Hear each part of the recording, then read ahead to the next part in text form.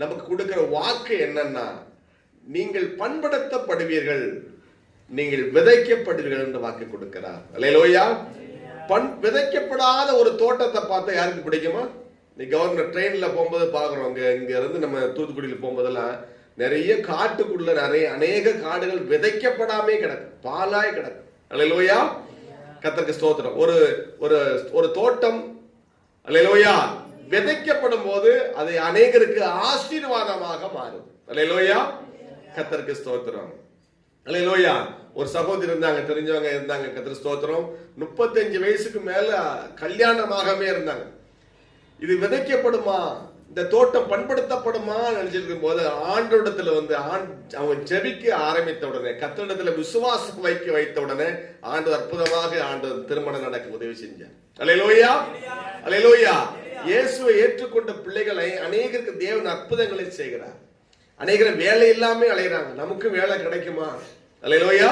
கர்த்தருக்கு ஸ்தோத்திரம். ஆனா இயேசுவிடத்தில் வரும் பொழுது, அவர்கள் செபிக்கும் போது, இயேசுவிடத்தில் விசுவாசிக்கும் போது அற்புதமான வேலையை கர்த்தர் கொடுக்கிறார். பண்படுத்தப்பட்டு தேவன் விதைக்க செய்கிறார். கை வைத்து ஆமென் சொல்லுங்க பாப்போம். அல்லேலூயா.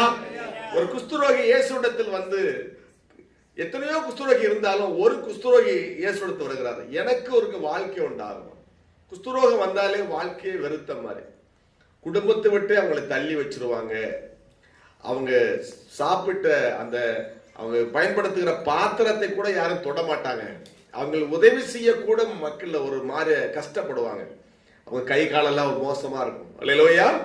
அப்படிப்பட்ட ஒதுக்கப்பட்ட ஒரு அநேக குஷ்டரோகி இருந்தாலும் ஒரு சகோதரன் இயேசுவிடத்தில் வந்தார். அல்லேலூயா. கர்த்தருக்கு ஸ்தோத்திரம். இயேசுவிடத்தில் விசுவாசம் வைத்து ஆண்டவராக இயேசுவிடத்தில் போன நிச்சயமா என்ன சுகமாவேன்.